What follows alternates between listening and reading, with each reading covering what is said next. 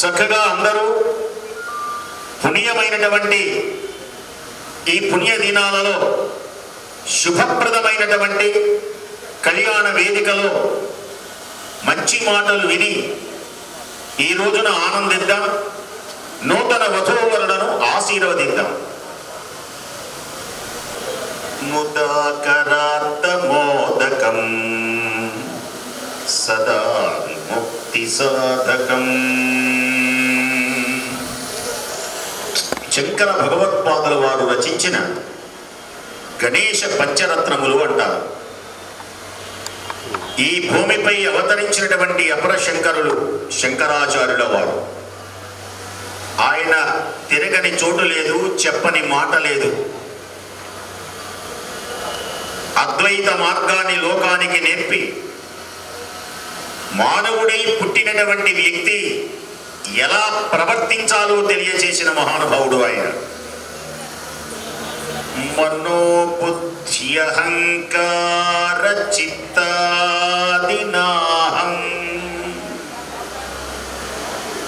జిహ్వ నేను కాదు. మరి నీవెవరివి? నేను ఎవరిని? చిదానంద రూపః శివోహం చిదానంద రూపః శివోహం.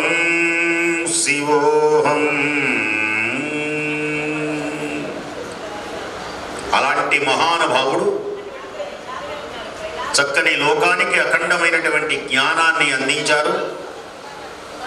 ఆ జ్ఞాన సిద్ధిని మానవుడి ఉన్నటువంటి వ్యక్తికి ఆశ్రమ ధర్మాలు అని ఉంటాయి. ఆశ్రమ ధర్మములు అంటే ఆశ్రమములు 4. ఏమిటి ఆశ్రమములు అంటే బ్రహ్మచర్యం, గార్హస్థ్యం, వానప్రస్థం, సన్యాసం. మానవుని యొక్క జీవితం అందమైనటువంటి ఒక మేడ. మానవుని యొక్క జీవితం అందమైనటువంటి ఒక మేడ. ఆ మేడకు 4 అంతస్తులు ఉన్నాయి. అన్ని అంతస్తుల్లోకి మానవుడు వెళ్ళవలసిందే. నేను వెళ్ళను అంటే కుదరదు. అలాంటిది జీవితం అంటే. ఎవరు కులికినా, ఎవరు పలికినా, ఎవరు వగచినా, ఎవరు వలచినా, ఈ 4 గదులు మనం ఒక్కసారి అలా వెళ్ళి రావలసిందే. ఈ 4 గదుల యొక్క పేర్లే బ్రహ్మచర్యం, గార్హస్థ్యం, వానప్రస్థం, సన్యాసం. ఈ 4 గదులలో మొట్టమొదటి గది అయిపోయింది మన వాడికి, పెళ్లి కుమారుడికి. దీని పేరు స్నాతకోత్సవం అని అంటారు. స్నాతకము అంటే ఏమిటి? విశ్వవిద్యాలయాలు, యూనివర్సిటీల్లో కూడా సంవత్సరం చివరలో స్నాతకోత్సవం అని విశ్వవిద్యాలయాల్లో కూడా ఏర్పరుస్తారు. స్నాతకోత్సవం అంటే ఏం చేస్తారు? అక్కడ పూజ చేశారు, బాగానే ఉంది. అక్కడ ఏం మంత్రాలు చదివారు అది మనం తెలుసుకోవాలి. స్నాతకం అయిన తర్వాత పెళ్ళి. అసలు స్నాతకం అంటే మరి యూనివర్సిటీల్లో డిగ్రీలు పొందేవాళ్ళు కూడా స్నాతకోత్సవం దానిలో పాల్గొంటారు కదా. మరి ఏం జరుగుతుంది అక్కడ అంటే, స్నాతకోత్సవము అంటే ఏమిటంటే, చక్కగా వినండి, 10 మందికి తెలియచేయండి. ఒక విద్యార్థి బాల్యమునందు విద్యను నేర్చుకోవాలి. ఇది ప్రథమ లక్షణం. యవ్వనమునందు చక్కగా వివాహం చేసుకొని సుఖాలు పొందాలి. శైశవేభ్యస్త విద్యానాం యౌవనే విషయైషినాం వార్ధకే మునివృత్తీనాం యోగేనాంతే తనుత్యజాం.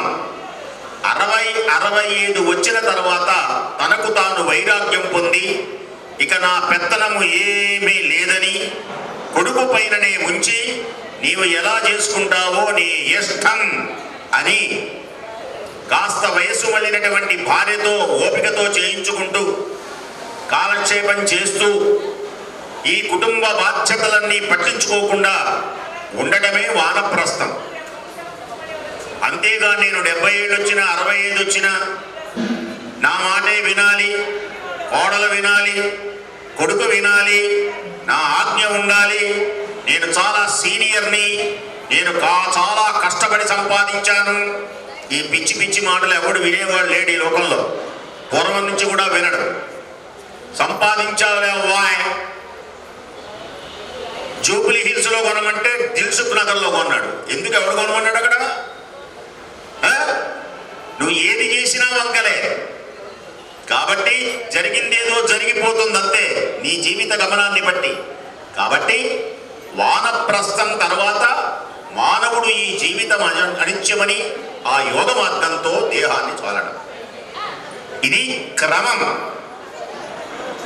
విఘ్నేశ్వర పూజ ప్రారంభించబోయే ముందు పెళ్లి గురించినటువంటి విశేషాలు మీకు తెలియజేస్తున్నాను. మన కనుక అప్పుడప్పుడు వార్తలు మీరు వింటున్నారు. ఇప్పుడు నేను చెప్పేది ఏమిటి అంటే పెళ్లి గురించినటువంటి విశేషాలు చెబుతున్నాను, పెళ్లి మంత్రముల యొక్క అర్థాలు చెబుతున్నాను. అందులో బ్రాహ్మణో మమ దేవత, బ్రాహ్మణులు చాలా గొప్పవాళ్ళు. ఈవేళ సంఘంలో కొంచెం తక్కువ చూపు చూడబడినా ఎప్పుడు కూడా బ్రాహ్మణుడే పై చేయి. దేనికని అంటే దైవాధీనం జగత్ సర్వం, ఈ లోకమంతా భగవంతునిపై ఆధారపడి ఉన్నది. దైవాధీనం జగత్ సర్వం, ఆ దైవం మంత్రాధీనంతు దైవతం. బ్రాహ్మణుడు ఎప్పుడుగా మారతాడు అంటే రోజు మంత్రం చదవాలి, కనీసం గాయత్రి మంత్రాన్నైనా చదవాలి. 9 గంటలకు బ్రష్ చేయడం, ఎలా పడితే అలా ఉండకూడదు, కాస్త మారాలి. కార్తీక మాసంలోనైనా బ్రాహ్మణునికి గొప్పతనం ఏమిటి అంటే మంత్రమే. మంత్రాధీనంతో దైవతం, తన్మంతం బ్రాహ్మణాధీనం, బ్రాహ్మణో మమ దేవత. కాబట్టి ఎవరికైనా దైవశక్తియే ప్రధానం. కాబట్టి బ్రహ్మచర్యం, స్నాతకం అంటే ముందు చెబుతున్నాను. స్నాతకం జరిగింది కదా, స్నాతకం అంటే ఏమిటి?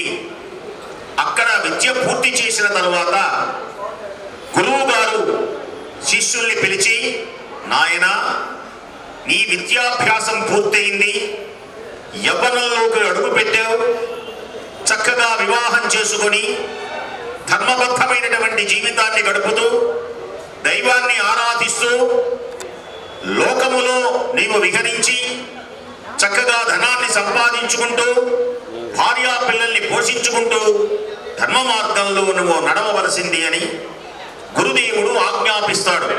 ఆ ఆజ్ఞాపించేటువంటి మార్గమునే స్నాతకం అంటారు.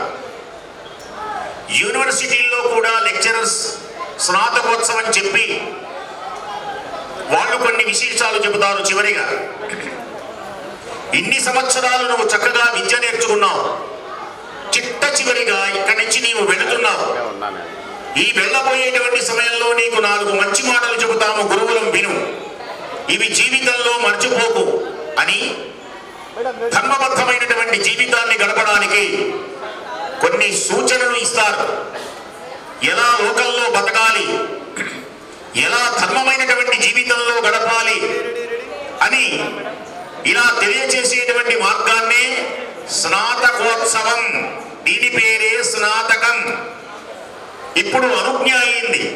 స్నాతకంతో ఏమవుతుంది అంటే గురుదేవుల యొక్క దివ్యమైనటువంటి అనుజ్ఞ అయింది, నీవు వివాహం చేసుకో, సుఖపడు అని. ఇక వివాహానికై కన్యను వెతుకుతారు. ఇక్కడ వేదిక మీద మంత్రాలు చదువుతారు, దీని పేరే కన్యావరణం.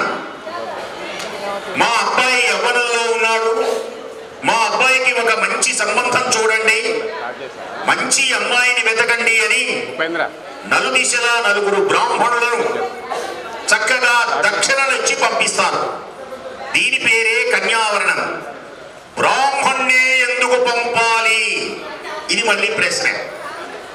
గ్రంథంలో ఏం రాశారంటే బ్రాహ్మణుని పంపించాలి, బ్రాహ్మణునే దేనికని పంపించాలి, మళ్ళీ దాని వ్యాఖ్యానం రాశారు. ఎవరినైనా పంపించొచ్చు కదా. బ్రాహ్మణుడి యొక్క మాట కటువు, మనస్సు నవనీతం. బ్రాహ్మణుడి యొక్క లక్షణం ఏమిటి అంటే మాట కరుకు, మాట కత్తిలా ఉంటుంది, మనస్సు వెన్నపూసలా ఉంటుంది. రాజుల యొక్క మనస్సు, రాజుల యొక్క మాట వెన్నపూసలా ఉంటుంది, మనస్సు కత్తిలా ఉంటుంది. వ్యతిరేకం వీళ్ళిద్దరికి. చాలా చక్కగా మాట్లాడతాడు రాజు, ఎంతో ప్రేమగా మాట్లాడినట్లుంటాడు, కానీ నిన్ను ఏం చేస్తాడో, అసలు నీకు సహాయం చేస్తాడో లేదో తెలియదు. కానీ బ్రాహ్మణుడు అలా కాదు. బ్రాహ్మణుని యొక్క మనస్సు నవనీతం, మాట కరుకు. చూడండి, ఎక్కువగా బ్రాహ్మణులు మాట్లాడుకునే మాటల్లో, పురుషుల యొక్క మాటల్లో, స్త్రీ మాటల్లో కానీ ఎక్కువగా కఠినంగా మాట్లాడేటువంటి కుటుంబాలు మనం చూస్తాం. దేనికని అంటే అది పుట్టక అంతే. అందుకని ఈ వివాహ వ్యవస్థలో గురువులు తెలియజేస్తారు, కఠినమైనటువంటి మాటలు మాట్లాడుతున్నా ఇవి జీవితంలో మరువకు కుమారా.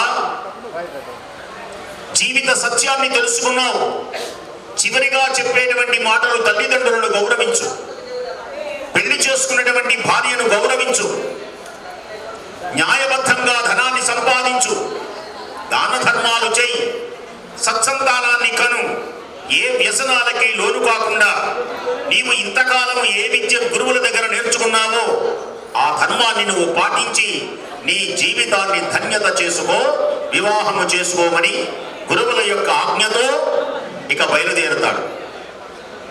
అయితే ఇక్కడ ఒక విశేషం ఉన్నది. ఇక్కడ కాశీ యాత్ర అని కూడా ఉంటుంది.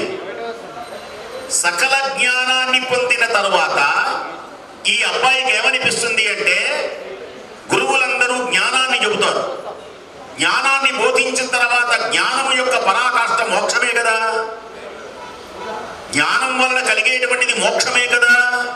ఆ మోక్ష మార్గానికి మరల నేను సంసార బంధంలో పడాలా, మళ్ళీ పెళ్లి చేసుకొని పిల్లల్ని కానీ ఇలా ఉండాలా, చర్మిత చర్మణం చే జ్ఞానంతో కాశీ వెళ్ళాలి.